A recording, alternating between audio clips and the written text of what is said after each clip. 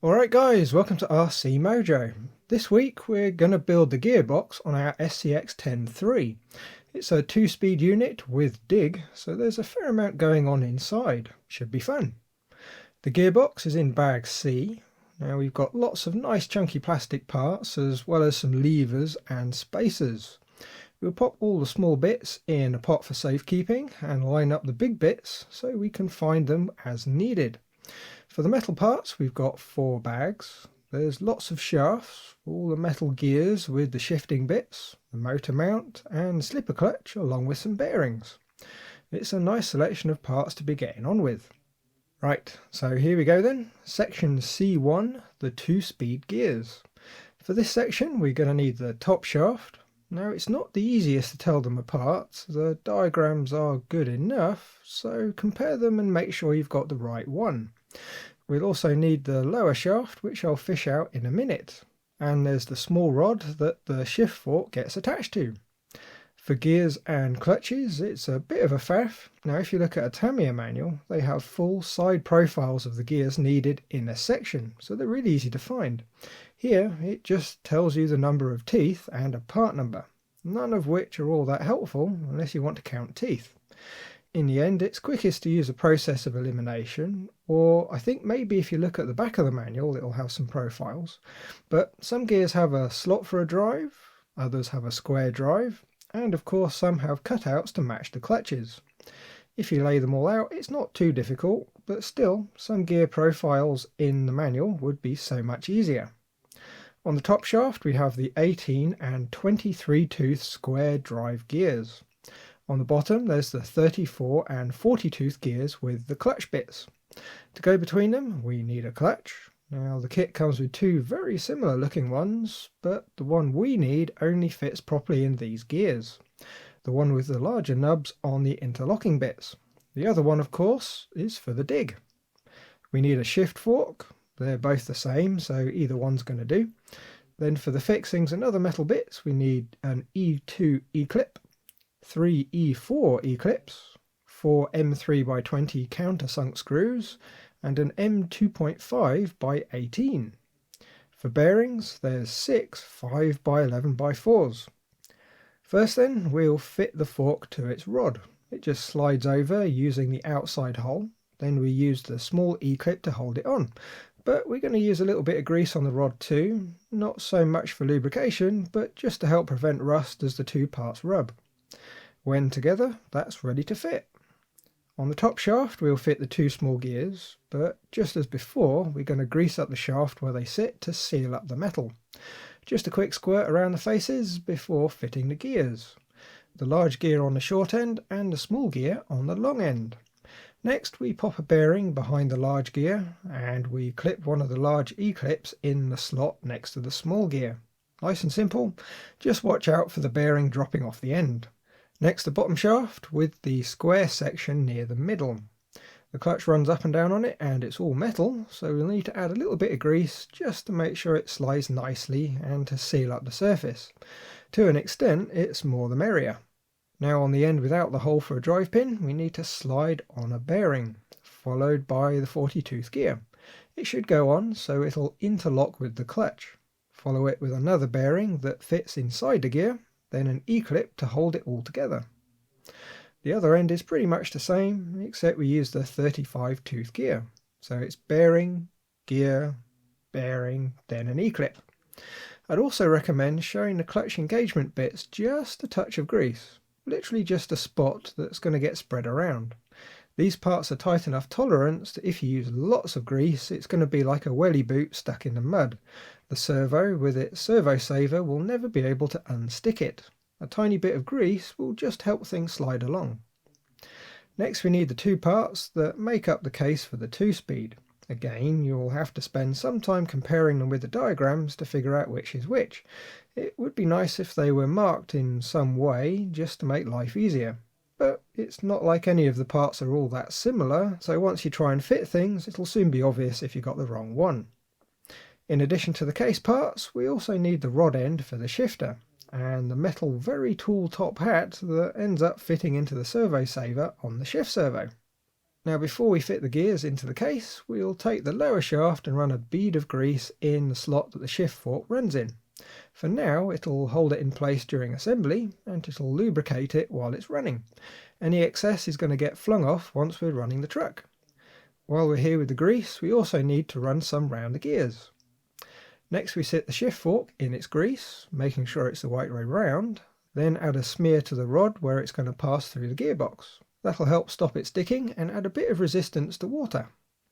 Now for the fun bit, we need to offer the gear assemblies up to the smaller of the two case parts and line up the end bearing with its hole and the shift rod with its hole, carefully jiggling them around until the bearing is fully seated.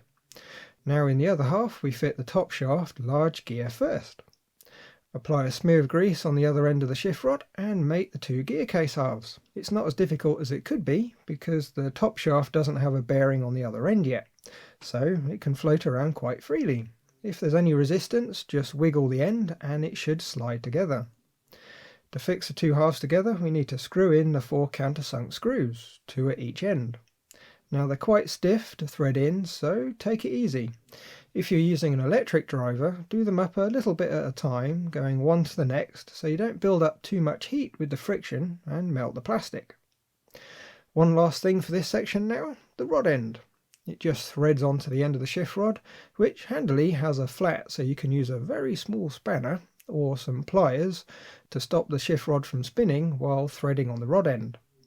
Starting to screw it on is easy enough, but once it gets a bit stiff you can go the rest of the way using an Allen key in the hole for some extra leverage. It's not critical how far on it goes, but I went so the thread was just about covered. The last step is to attach the large top hat to the rod end with the M2.5 screw. It just screws into the hole with the flange down, screw it in all the way, make it snug, and that's C1 complete. Okay, C2, the spur gear shaft. We've used up some of the gears now, so it's a bit easier to choose the right ones. We need 2 27 tooth gears with the drive pin slot. The spur gear shaft, now it's easy to find this one as it's got a thread at one end for the slipper clutch.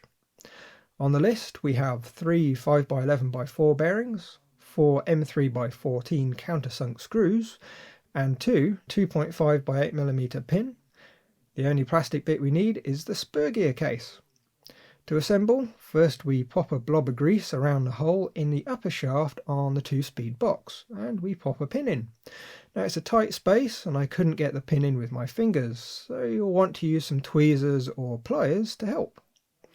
As usual, we'll grease up the back of the gear, so as things wear a bit, it's all going to be sealed up with grease. Now a quick tip to avoid a clicking gearbox. The slot on the gears aren't the same on each side. One has a square cut and the other is curved. Make sure you get the rounded side up against the pin. I'll put a link in the description to a rather nice video where a clicky gearbox is examined to find the cause. Now with the pin in the middle of the shaft, we can offer up the gear and make sure it's fully seated. The tolerances are fairly tight, so it's easy to end up with the gear sat on the pin with it just on the edge of the slot. For the shaft, we can assemble it outside the case, then press it in, but it might be easier to assemble it in place, so you've got a bit more to get hold of.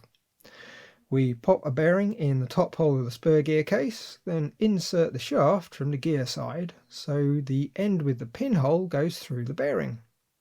Add a little bit of grease around the pinhole, install the pin, making sure it's halfway in, grease up the gear and slide it on over the pin. And lastly, pop a bearing over the end of the shaft. Grease up the gears and offer up the two parts of the gearbox. They'll need a bit of a wiggle just to get everything to line up, but just don't force it. Once it's all in the right spot, it'll almost certainly fall right together. The last step is to install the 3 screws to hold it all together. The diagram isn't the clearest, so trying to work out where they go needs a bit of thought. Thankfully, someone at Axial thinks the same. I do believe it's the guy that designed the kit. So if you head to rccrawler.com and the SCX10 III subforum, there's a sticky thread with build tips. For this section, he's highlighted where all the screws go. There's a few other bits covered there too that we're going to be using during the build. Apparently there's a revised manual which has some of the changes in, which you can download from the Horizon Hobby website. When all the screws are done up, then that's C2 complete. C3, the dig. Not the Lucas game, but a mechanical way to lock the drive to the rear axle. For this one we need almost all the remaining gears, just leaving the spur and pinion for later. We've got a square drive gear, one with a hole for a bearing in both sides, and one with a bit that engages with the dig clutch. We've also got the shift fork, the clutch, and a bit that fixes to the gearbox to lock the rear drive shaft.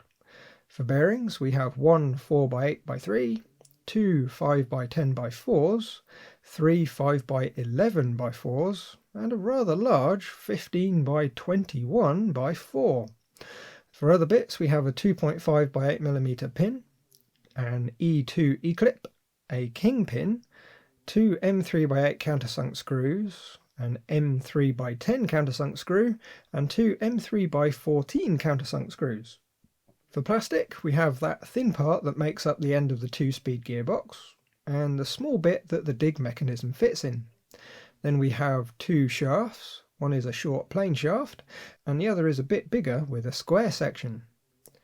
First job then is to add some grease around the end of the shaft in the 2-speed box, then pop a pin into the hole. Grease up the slot in the gear with all the clutch engagement bits and slide it down over the pin. Next, a small bearing sits right in the centre of the cross. Make sure it's all the way in and seated properly. And before you start worrying about the size of the bearing, I think it's only going to see any sort of load when the dig's active. Driving around it's going to be spinning with the shaft, so it should last for a good long time. In the next hole over we need to install the idler gear, the one with the bearings in both sides. It runs on the plain shaft, so all we do is pop the shaft in with a bearing, slide the gear over the top and pop another bearing in. In hindsight it probably would have been slightly easier to do this one first, but it doesn't make much difference. While we've still got access, we'll grease up the gears. Now we'll be fairly generous with it, any excess will get flung up once it's all been spun up. Now we've got the middle gear in, we can fit the huge bearing over the end of the gear with the cross. You need to be careful and press it down very straight. If you get it at a bit of an angle, it's going to get stuck. Next we've got the front output shaft. All we do is pop a bearing over the long end right up to the square bit, grease up the square bit, slide on the square drive gear and pop on another bearing. The assembly just slides into the third hole, making sure it's nicely seated. If we spin the spur gear shaft, it's probably going to be slightly stiff until all the grease distributes itself. But then crucially, after a few turns, it should feel nice and smooth. And in this case, it does feel quite good. On the end of that little lot, to cover it up, we've got the cover. It attaches with the two longest screws. Pop them in and do them up. And that's the top half of C2 done. The bottom half is the dig assembly itself. We'll need a couple more bits here. The bits to make up the dig arm that goes to the servo. There's a tiny widget that threads onto the shift rod and the two halves of the arm. Now I did make a bit of a mistake on the next bit. I quite happily fitted the metal plate that the clutch locks into to lock the rear axle. Happily applying a little bit of thread lock to the holes, cleaning up the parts, popping it down to the bottom and fitting the two short countersunk screws from the back. All well and good, but I did forget to fit the bearing first. So we'll come back to this in a minute and sort that out. Just like the 2-speed, there's a shift rod that the fork sits on with an E-clip to hold it in position. We'll add a little bit of grease and put it together just as before. Next I dug out the rear output shaft and, as you always should if you can, did a quick test just to see how it fitted. This is when I noticed the hole in the end was a bit big, and isn't it strange that there's no bearing to support it? Then I noticed a bearing that was left over, so the metal plate came out and the bearing went in, then the plate went back in, sorted. If nothing else, it shows it's a good idea to check things as you go rather than just go headlong into it. Right, just like with the 2-speed, we'll add a tiny amount of grease to the clutch, just a couple of smears. Remember, wellies stuck in the mud and all that. We'll need some grease on the square portion of the shaft too, so the clutch can slide nicely back and forth. Slide the clutch on and run a bead of grease in the slot for the shift fork. Then stick the shift fork into the grease. Slide the assembly into the grease with the output shaft going through the bearing. and the shift rod coming out through its hole. On the end of the rod we need to thread on the small part that lives on the dig arm. It's really small and easy to damage, so I'm going to run an M3 tap most of the way through. It'll make it far easier to thread on, but when the thread runs out it's going to act a bit like a nylock nut and grab, so it's not going to come loose. Just like before, we can grab the rod with some pliers and thread the part on so it's just up to the end of the thread. Now we build the shift arm around it, so the nub that goes into the servo saver is on the outside of the gearbox. At the top we use the countersunk screw, and at the bottom we use the kingpin as the pivot point. Make sure when doing it up the arm can still move freely. If it's a bit stiff, try loosening the kingpin just a little bit to free it up. C4, putting the two bits together. Now this one's nice and quick. We just need the two assemblies and 3 M3x25 countersunk screws. Just as you might think, all we do is offer up the two bits. Now you might need to wiggle the shafts a bit to get things lined up, then we just install the 3 screws. Nip them up, and that's the main part of the gearbox ready to go. You can test it to an extent now. If you turn the spur gear shaft and fiddle with the levers, it should shift between first and second, and the dig lever should lock the rear output shaft. The gearbox should feel smooth with no notchiness, although it might feel a bit stiff just until the grease gets spread around. Okay, C5, the spur gear and the slipper clutch. This time we need the spur gear end cover, the 2 gearbox mounting lugs, the small plastic spacer Axial are using instead of the usual spring on the clutch, the spur gear, the clutch plates and pads. For nuts and bolts we need 2 M3 plain nuts, 1 M4 flange nylock nut and 5 M3x14 countersunk screws.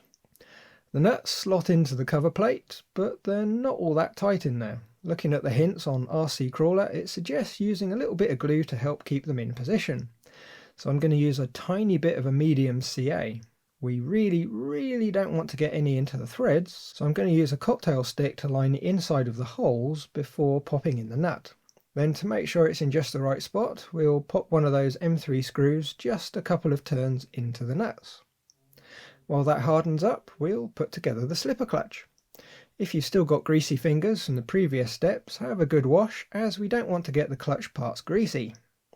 If you're really careful, you can assemble the clutch as is, but with this type I usually find it's a bit of a gamble whether the pads stay in the right spot while you're putting the stack together. So I'm going to add a few tiny spots of CA to the spur, then pop the pad in place. Flip the spur over and repeat. Before it fully hardens up, we'll quickly assemble the clutch. First, a plate goes over the shaft, then the spur with the pads, another plate, then the plastic spacer, and lastly the nut. Now you'll find after a few turns the gearbox will spin so you can't tighten it up. The easiest thing to do is pop an Allen key through the hole in the front output shaft. Then you can lock the gearbox while you tighten up the nut. Usually you'd carefully set the clutch so it'll slip under really heavy loads, but since we don't have a spring, setting it to be spot on is going to be extremely fiddly. And well, the gearbox looks really quite sturdy, so I'm just going to tighten it all the way up, effectively locking it solid. Next we'll fit the longer of the 2 mounting lugs. Now it's not super clear, but its screw gets covered up by the cover. When doing it up, we need to make sure it's still just about possible to position the lug. We want it nice and tight, but we should still be able to move the lug so it'll find its position when we fit the gearbox to the chassis. Otherwise it will just sit there under stress. By now the CA on the nuts should be hard enough that we can remove the screws and they won't go anywhere. So we can remove them and offer the cover up to the end of the gearbox. To attach it, we just thread the screws in and do them up. 3 of them threaded straight into the gearbox, and the 4th threads into the short lug. Again, make sure the lug can still just about move so it'll sit nicely on the chassis. When we're done, that's C5 complete. Now is your last chance to give the gearbox a test spin before we fit the motor. Make sure it's nice and smooth to spin and that the shifters work nicely. C6, the motor. This time we need 4 of the large headed M3x10s. The grub screw for the pinion itself, the motor mount, the gear cover / clamp, and of course the motor. Now we've got a 16 turn 5 slot 540 here, which should be somewhere near right to get us started, but at some point we almost certainly will swap it for a Holmes Hobby 550 of some sort. We're going to add a smear of thread lock to the grub screw and thread it into the pinion a couple of turns. Then pop it on the motor shaft, lining up the grub with the flat section. At the moment we don't know how far it should go onto the shaft, so for the time being make sure when the motor mount is on we can still get at the grub screw. To fit the mount to the motor we pop screws into the holes marked for the 14 tooth pinion. Then offer it up to the motor and thread the screws into the holes in the end of the motor. Nip them up and we can offer the mount up to the gearbox. Now there's a definite knack to this. You can kind of put one end slightly further than the other, then rotate it a little, then press it the rest of the way straight down. It's hard to explain, but when it's right it goes in without much force at all. If you're really having to push it quite hard, then you're in the wrong position. Once in, we can set the position of the pinion. We want the teeth to mesh nicely with the spur, move it back and forth until the two gears are fully lined up, and you can spin the pinion without anything catching or hanging up. You can pop an Allen key into the output shaft again to spin the gearbox up so you can make sure it's all working nicely. If there's something ticking, move the pinion a little bit and try again. It might take a couple of goes to get it spot on, but it's much easier to get it right now than wait until the gearbox is mounted to the chassis. Next, the clamp goes on the top with its two screws. Now the screws go into the nuts that we glued in earlier, so we can nip them up nice and snug without worrying about stripping the plastic. With that done, the gearbox is complete. All being well, when it gets powered up, it's all going to work perfectly straight away. We've tested as we've been building, so there shouldn't really be any surprises. Right, so that's the end of bag C. Next time we'll be on bag D and the linkages. Now, there's not really much to that one, so I'll see if I can upload a second video too. In the meantime, as always, thanks for watching, like if you liked, subscribe if you haven't, and leave a comment if there's something on your mind. Bye guys!